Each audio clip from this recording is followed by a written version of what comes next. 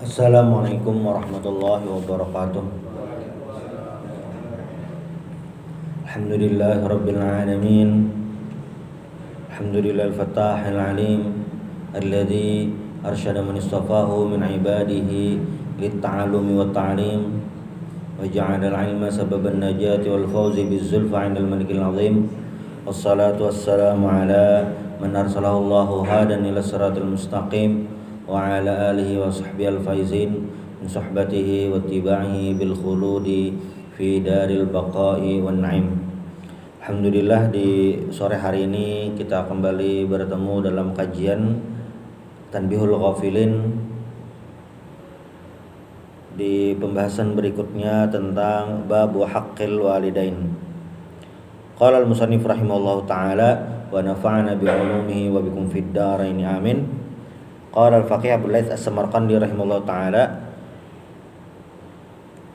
an Ibnu Abbas radhiyallahu anhuma qala ma min mu'minin lahu abuwan fayusbihu wa huwa muhsin ilaihima illa fatahallahu lahu babaini minal jannah wa la yuskhitu 'ani wahidin minhuma fala yaradallahu ta'ala anhu hatta yarda. Qila wa in kana zaliman, qala wa in kana zaliman. Wa rawiya hadzal khabar marfu'an fi ziyadah qala wa la yusbihu wa huwa musii'un ilaihima illa fatahallahu lahu babaini minan nar wa in kana wahidan fa wahidun. Bab yang berikutnya di pembahasan kita bersama kitab Tanbihul Ghafilin. Tanbihul Ghafilin ini sesuai namanya, tanbih, peringatan bagi orang-orang yang lupa, atau penulis musannif di sini ingin mengingatkan kita. Di pertemuan sebelumnya kita membahas tentang babut taubah, tentang bertaubat. Nah, ini lanjut tentang haqqul walidain, hak kedua orang tua. Dari Ibnu Abbas radhiyallahu anhuma, dari Abdullah bin Abbas. Jadi kalau ujungnya radhiyallahu anhuma itu berarti sahabat ini dengan ayahnya dua-duanya masuk Islam, dua-duanya jadi sahabat. Jadi bilangnya radhiyallahu anhu, nah itu berarti beliau saja, ayahnya mungkin tidak sempat beriman. Ini radhiyallahu anhuma karena Abdullah sahabat Nabi, ayahnya Al-Abbas paman Nabi juga jadi sahabat, radhiyallahu anhuma. Ma qala ma min mu'minin lahu abuwan. Ini kata Ibnu Abbas, ma min mu'minin lahu abuwan, tidaklah seorang mukmin itu memiliki dua orang tua, ayah dan ibu, itu pasti. Karena yang tidak memiliki orang tua itu hanya Nabi Adam, Siti Hawa, dan Nabi Isa tidak memiliki ayah. Fayusbihu wa huwa muhsinun ilaihima. Lalu pada mungkin suatu pagi atau suatu hari dia berbuat baik kepada kedua orang tua, illa fatahallahu lahu babaini minal jannah, kecuali Allah bukakan baginya dua pintu di surga. Wala yusyikhutu alaihi ahadun minhuma, misalnya marah salah satu dari keduanya ini, fala yardallahu ta'ala anhu hatta yarda, dan tidaklah Allah ta'ala ridha terhadap anak tersebut sampai orang tuanya tadi ridha. Qila wa in kana zaliman, walaupun dia zalim, ya walaupun zalim maksudnya orang tuanya. Nah, berikutnya lagi, hadis berikutnya ini dari Abdullah bin Amr radhiyallahu anhu. Jadi sahabat Nabi itu ada beberapa orang yang bernama Abdullah, dan mereka ini alim semuanya, sehingga disebut dengan al-abadilah al-arba'ah, abadil Abdullah yang 4. Abdullah bin Abbas, Abdullah bin Amr bin As, Abdullah bin Umar, dan Abdullah bin Zubair. Dari Abdullah bin Amr radhiyallahu anhuma, ja'a rajulun ilan nabiy sallallahu alaihi wasallam, datang kepada Rasulullah sallallahu alaihi wasallam. Ini seorang laki-laki, tidak disebutkan laki-laki tersebut pakai rajulun, ja'a rajulun. Nah, rajulun di sini adalah orang yang tidak dikenal, atau bisa jadi tidak disebutkan, memang tidak ingin disebutkan orangnya. Rajulun dalam ilmu nahwu, rajulun ini adalah isim nakirah, maknanya umum. Ja'a rajulun Nabi sallallahu alaihi wasallam faqal, ternyata laki-laki ini ingin konsultasi kepada Nabi. Faqala, laki-laki tersebut berkata, "Inni uridul jihad." Aku ingin berjihad, ingin berjuang. Ya Rasulullah, aku ingin berjuang, ingin berjihad. Lalu Nabi pun menjawab, kata Nabi, "Ahayyun abuwak?" Apakah kedua orang tuamu masih hidup? Jawabannya, "Na'am, iya."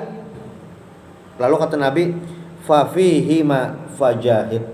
Maka kamu berjuang untuk keduanya saja. Nah, maksudnya apa? Maksudnya ketika orang ini, si rajul ini datang kepada baginda Rasulullah SAW untuk minta izin berjihad, dan Nabi pun ternyata tidak langsung menjawab. Nabi bertanya, apakah orang tuanya hidup? Ternyata hidup. Nah, maka kata Rasulullah, maka jihadnya tadi diganti dengan apa? Birrul walidain, berbakti kepada kedua orang tua. Jadi berbakti kepada orang tua ini memang perintah dari agama untuk dilakukan, untuk dilaksanakan. Bahkan dalam agama ini, dalam agama juga disebutkan, di Al-Quran juga disebutkan itu ketika ada sahabat mengadu kepada Rasulullah SAW mengenai orang tuanya yang belum beriman. Jadi sahabat itu bercerita orang tuanya belum beriman. Apakah tetap berbakti? Apakah tetap birrul walidain? Kata Nabi, iya, selama tidak membantu dalam kekafiran atau kemusyrikan. Saking pentingnya berbakti kepada orang tua nih. Walaupun akidahnya berbeda, imannya berbeda, tetapi kalau urusan berbakti tetap harus. Misalnya apa? Misalnya sakit, lagi garing, sakit, maka yang anak ia merawat apapun kondisi orang tuanya. Yang beriman tidak beriman tetap wajib dirawat. Karena apa? Karena birrul walidain. Nah, dalam hadis ini sangat jelas bahwasanya Nabi tidak mengiyakan, Nabi tidak membolehkan, tidak menginstruksikan kepada orang ini ketika ingin berjihad. Nabi malah menyuruh untuk berbakti kepada kedua orang tua. Oleh karena itulah untuk bisa berbakti kepada orang tua ini memang harus tahu ilmunya. Tetapi juga penting bagi orang tua sendiri, entah itu kita atau siapapun, bisa mendidik anak sehingga mereka memahami apa arti penting berbakti kepada orang tua. Akan sulit bagi seorang anak berbakti kepada orang tua. Misalnya kita posisi sebagai orang tua, akan sulit bagi anak untuk berbakti kepada orang tua saat orang tuanya tidak mengajarkan nilai-nilai kebaikan, nilai-nilai agama dalam keluarga. Nah, sebaliknya kalau kita sebagai seorang anak, apapun yang terjadi terhadap orang tua, bagaimanapun sifat orang tua, kita tetap wajib birrul walidain, berbakti kepada kedua orang tua. Makanya salah satu doa yang luar biasa yang dipanjatkan seorang anak untuk orang tua itu adalah doa Rabbighfirli wali walidayya warhamhuma kama rabbayani shaghira. Nah, doa ini jangan sampai tidak kita ajarkan. Harus kita ajarkan, kita biasakan kepada anak-anak kita untuk membaca doa ini. Kenapa? Karena hanya anak soleh lah yang mendoakan orang tuanya. Kita sebagai orang tua mengajarkan anak, kita sebagai anak juga mendoakan orang tua. Doanya apa? Ya ini, Rabbighfirli wali walidayya warhamhuma kama rabbayani shaghira. Kenapa jadi bisa seperti itu? Karena dalam hadis Nabi itu, idza mata ibnu Adam inqata amaluh. Apabila anak Adam, manusia itu meninggal, amalnya sudah habis kecuali 3 macam. Salah satunya apa? Waladin soleh yad'u lahu, anak soleh yang mendoakannya. Nah, untuk bisa menjadi anak soleh, kita ini kalau ingin menjadi anak soleh, bagaimana caranya? Salah satunya adalah mendoakan orang tua.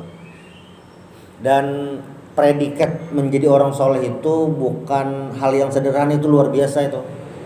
Kenapa? Ketika kita sudah dapat cap dari Allah Subhanahu wa taala sebagai orang soleh, apa yang terjadi? Kita dapat doa oleh umat muslim seluruh dunia. Nah, dari mana kita tahu? Dari bacaan tasyahud atau tahiyat. Assalamu alaina wa ala ibadillahis sholihin. Salam keselamatan atas kami, atas kita, wa ala ibadillahis sholihin, dan kepada hamba-hamba Allah yang as-sholihin, yang soleh. Jadi salah satu cara kita menjadi anak soleh mendoakan orang tua. Nah, ketika kita mendoakan orang tua dan mendapatkan predikat, mendapatkan posisi sebagai orang yang soleh, maka otomatis kita juga mendapatkan doa dari seluruh kaum muslimin dimanapun berada. Karena apa? Karena pasti membaca tahiyat atau tasyahud. Tuh, mendoakan, selalu kita doakan, kita selipkan di antara doa-doa kita, jangan sampai terlupakan apapun kondisi orang tua, didoakan, karena itu bagian daripada birrul walidain. hak walidain. Nah, kata musannif pengarang Abu Lais As-Samarqandi, qala al-faqih Abu Lais As-Samarqandi rahimahullah taala, fi hadzal khabar, maksudnya di hadis yang Nabi menyuruh untuk berbakti kepada orang tua dibandingkan berjihad. Fa fi hadzal khabar dalilun ala anna birral walidain afdalu minal jihad fi sabilillah taala. Nah, dalil ini, hadis yang tadi yang diriwayatkan oleh Abdullah bin Amr mengenai berbakti kepada orang tua dulu, jihadnya nanti aja. Nah, ini tanda apa? Birrul walidain afdalu minal jihad fi sabilillah. Kenapa? Li'anna Nabi sallallahu alaihi wasallam amarahu ayatrukal jihad, karena Nabi menyuruh orang tersebut untuk meninggalkan jihad. Wa yashtaghilu bi birril walidain, dan sibuk untuk berbakti kepada orang tua. Wa hadza naqul innahu la yajuzu lirrajuli ay yakhruju ilal jihad fi sabilillah idza lam ya'zan lahu abuwah. Nah, begitu juga tidak boleh seseorang itu pergi berjuang berjihad fi sabilillah tanpa ada izin orang tua. Penting tuh izin orang tua.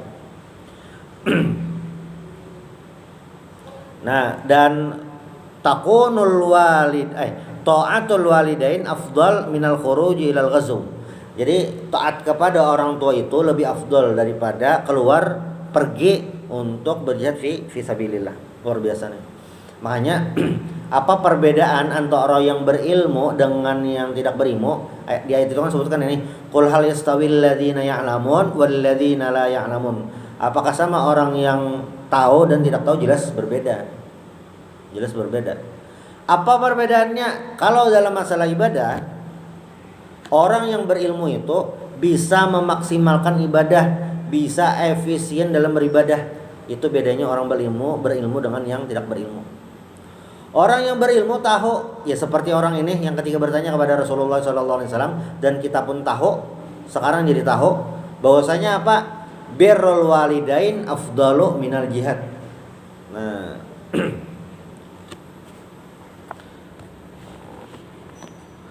lalu riwayat lain ini yang salah satu riwayat paling masyhur mengenai berbakti kepada kedua orang tua, ini diriwayatkan oleh Bahz bin Hakim an Abi an Jaddihi qalat qultu ya Rasulullah, ini pertanyaan kepada Rasulullah, ya Rasulullah, man abar, siapa orang yang paling berhak aku berbakti? Siapa? Ini bertakon, bertanya, siapa yang paling berhak? Lalu dijawab Nabi, ummuk, ibumu. Sekali. Qultu summa man, siapa lagi? Jawaban Nabi ternyata ummuk, dua kali. Qala qultu summa man, siapa lagi? Ummuk, ibumu. Summa man? Qala abak, Tsumma al-aqrab wal aqrab. Nah, kemudian ayahmu. Nah, sampai tiga kali Nabi menyebutkan ibumu, baru yang keempat ayah. Nah, ini hadis tentang keutamaan orang tua. Nah, dan hadis tentang keutamaan ibu. Tetapi yang perlu dipahami adalah, nah ini penting. Walaupun ibu itu dalam hadis ini memiliki posisi yang sangat penting, bahkan Rasulullah mengulang 3 kali, tetap ibu itu tidak bisa menggantikan posisi ayah. Maksudnya apa? Maksudnya adalah tidak semua hal dalam keluarga, dalam kehidupan itu ibu yang dijadikan patokan. Misalnya apa? Misalnya wali nikah, tidak bisa, itu masih ayah. Ayah itu akad nikah, ya ayah walinya, ibunya tidak bisa. Kawala menikahkan, bisakah menikahkan ibunya? Tidak bisa.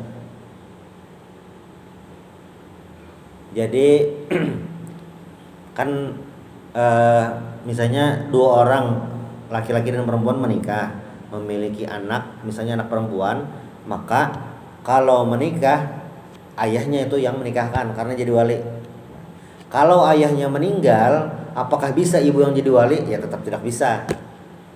Lalu apa? Lalu yang menikahkannya adalah ada urutannya, dari saudara ayah atau ayahnya ayah, kakek. Itu jadi urutannya. Nah, termasuk ini dalam menerima lamaran itu juga.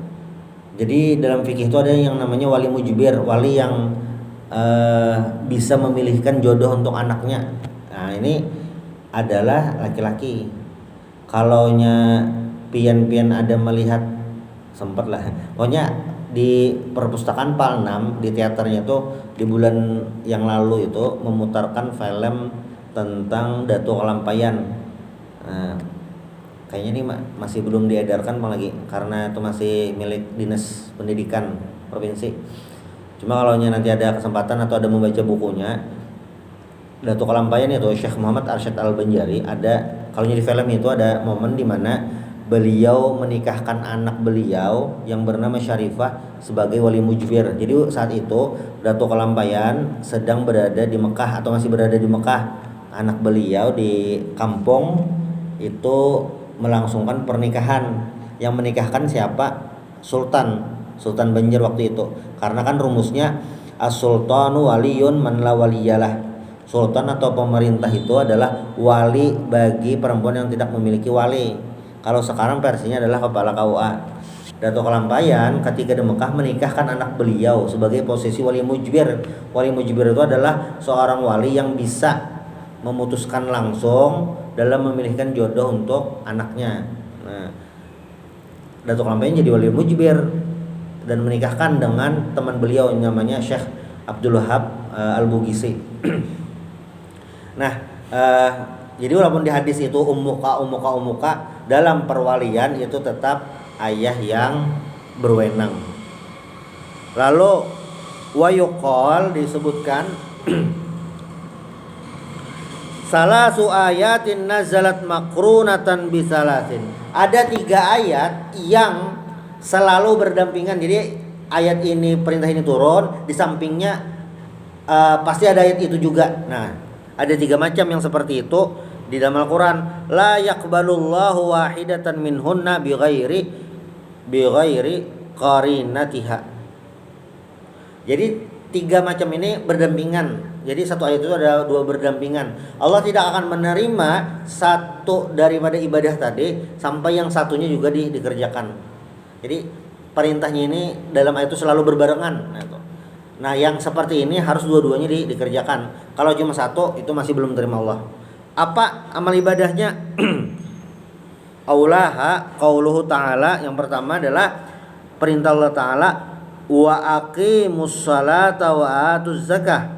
Aqimus salat wa atuz zakah. Nah, itu 2 hal yang berdampingan.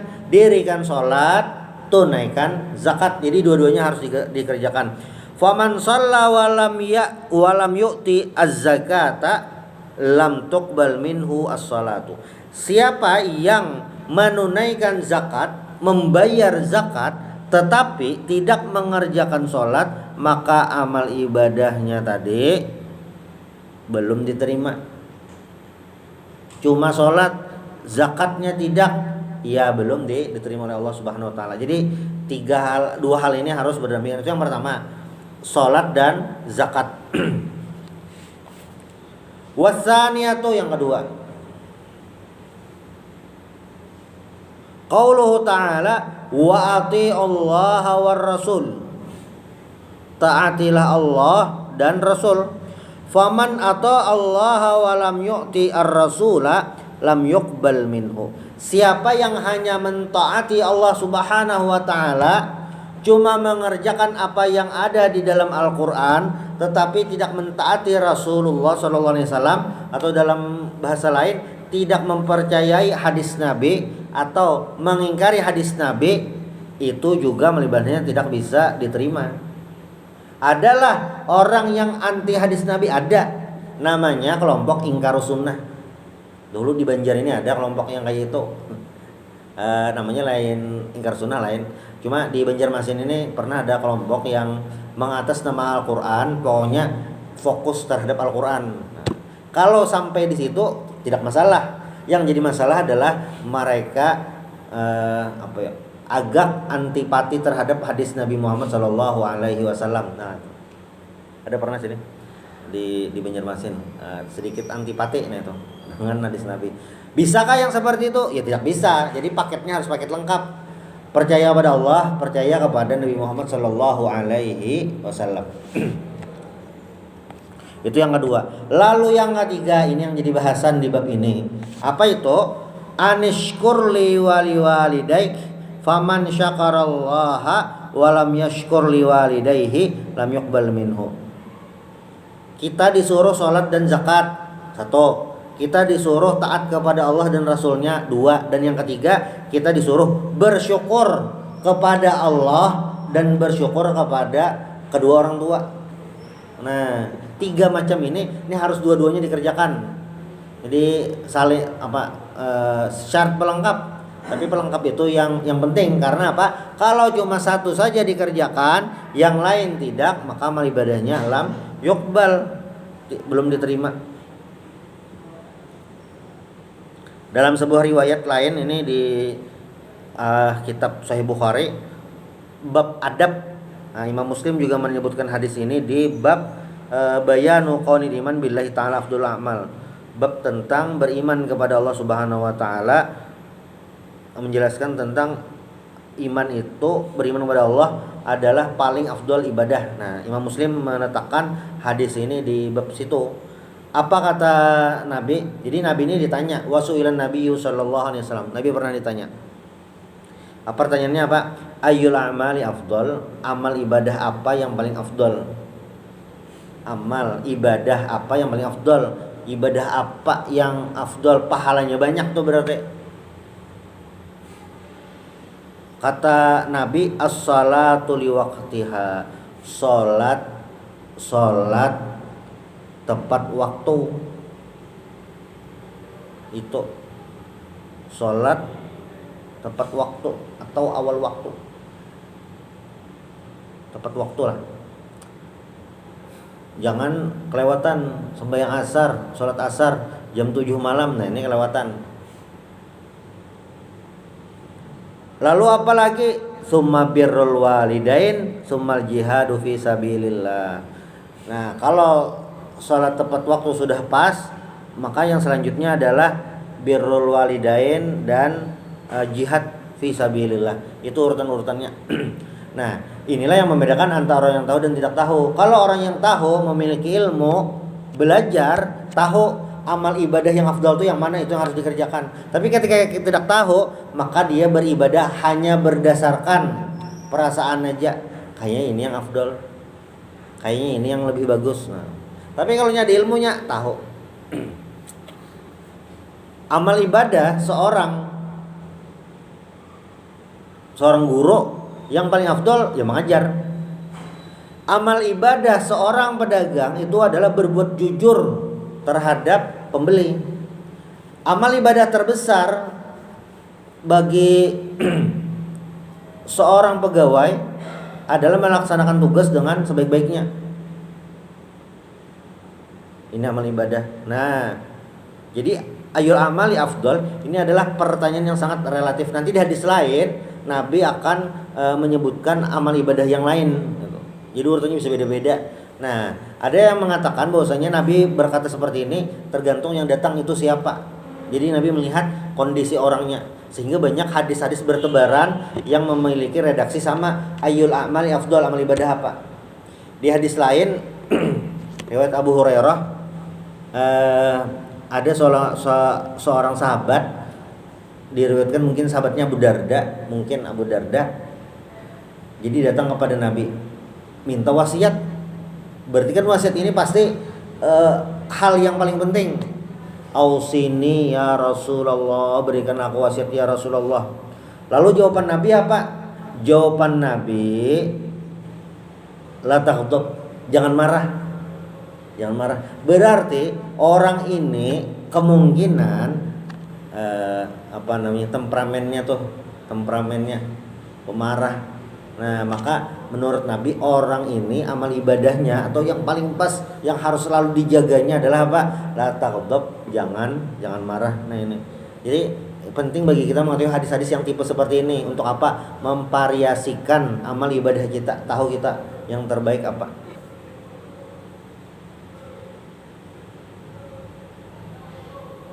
Mungkin amal ibadahnya itu sederhana aja, tetapi itu sangat bernilai di sisi Allah Subhanahu wa taala. Pian bilanya ke Masjid Nur melihat tuh yang tukang sembarangan yang menyeberangkan jalan, yang biasa pakai bendera.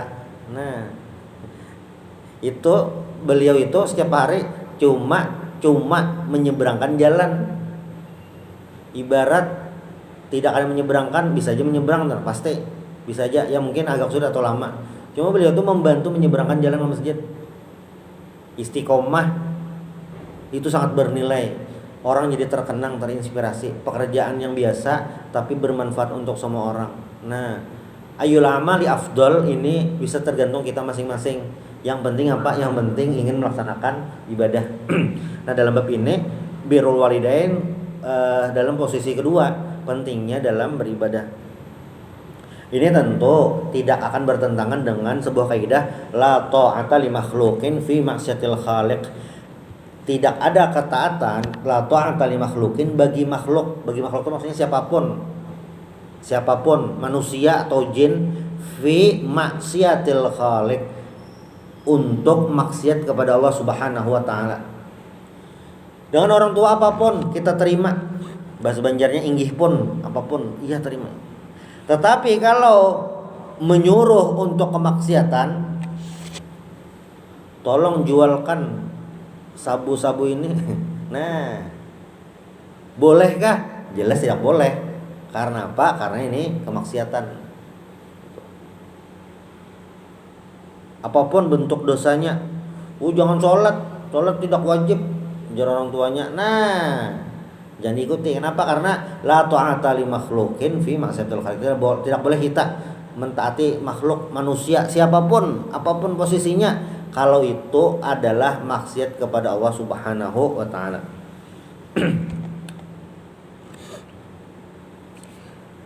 Ini riwayatan lagi, riwayat yang luar biasa dari Imam Bukhari juga di dalam kitab Adabul Mufrad beliau. Jadi ada seorang laki-laki datang kepada Nabi Muhammad SAW, datang. Ya Rasulullah, inna ummi kharifat indi wa ana at'amuha biyadi wa asqiha wa udiha wa udiuha wa udiha wa udiuha wa ahmiluha ala atiqi fahal jazaituha. Jadi sahabat ini mengadu kepada Rasulullah SAW. Ibu beliau ini sudah tua renta, mungkin sulit untuk bergerak, sehingga apa? Si sahabat ini yang memberi makan, maksudnya menyuapi, memberi, meminumkan, memegangkan gelasnya. Nah itu, untuk mengudukan, mau sholat diudukan, lalu membawa beliau, digendong. Lalu sahabat ini bertanya, apa yang saya lakukan ini Nabi? Ini maksimal, ini salah satu pelayanan yang luar biasa nih dari seorang anak. Lalu bertanya kepada Nabi, hal jazaituha, apakah pekerjaanku ini bisa atau dianggap membalas kebaikan orang tua? Banyak nih dah. Tapi kata Nabi apa? La, tidak, wala wahidatan min mi'ah. Bahkan ini tidak sebanding dengan satu kalau dalam skala 100. Saking jauhnya tenaga gapnya. Jadi misalnya anggaplah bakti kepada orang tua itu nilainya 100. Yang dilakukan orang ini, yang dilakukan sahabat ini bahkan belum mencapai angka 1. Saking apa? Kebaikan orang tua itu tidak bisa dihitung, tidak bisa diukur. Nah, walakinnaka qad ahsanta, tapi kan Nabi, engkau itu sudah berbuat baik. Wallahu yusibuka 'alal qalili katsiran. Nah, Allah yang memberikan pahala. Nah, dari dalam riwayat lain ini ada tertulis mal'unun man la'ana abahu mal'unun man la'ana ummahu. Terlaknat orang yang melaknat ayahnya, terlaknat orang yang melaknat ibunya. Nah, hari ini kita banyak melihat di medsos beredar berseliweran video-video yang memperlihatkan perlawanan anak terhadap orang tua. Ini luar biasa apa? Itu luar biasa bahayanya, negatifnya itu luar biasa. Dan penutup kita daripada sore hari ini yaitu di hadis Nabi Muhammad SAW yang diriwayatkan oleh Imam Muslim, bab bayanul kabair wa akbaruha, an Rasulillah SAW annahu qala inna min akbari dzambi ayyasubbar rajulu walidayhi qila wa kaifa yasubbu walidayhi yasubbu abar rajuli fayasubbu abah wa yasubbu ummahu fayasubbu ummah. Sesungguhnya dosa yang paling besar itu adalah mencela seorang laki-laki, bukan hanya laki-laki, perempuan sama. Ketika seseorang itu mencela kedua orang tuanya. Nah, lalu ditanya Nabi, bagaimana seseorang itu mencela, menghardik kedua orang tuanya? Ayyasubba abar rajuli fayasubbu abah. Ketika seseorang itu mencela ayah orang, maka dia dianggap mencela orang tuanya. Sebenarnya menyamati kuitan kawan. Nah, meremehkan, merendahkan orang tua orang lain, merendahkan ibu orang lain, itu sama juga merendahkan ibunya sendiri. Nauzubillah min dzalik. Dan yang terakhir juga dari ayat Al-Qur'an itu peringatan terhadap orang yang tidak mau berbakti, wala taqul lahuma uffin wala tanharhuma wa qul lahuma qaulan karima. Janganlah kalian berkata uff atau cih terhadap orang tua. Cih pun tidak boleh. Bahkan kalau ada hal paling sederhana daripada itu akan diungkapkan, Pak. Artinya sekecil apapun selama itu menyakiti kepada orang tua harus dihindari. Karena apa? Karena kita wajib birrul walidain. Mudah-mudahan bermanfaat. Subhanallah bihamdik asyhadu an la ilaha illa anta astaghfiruka wa atubu ilaik. Assalamualaikum warahmatullahi wabarakatuh.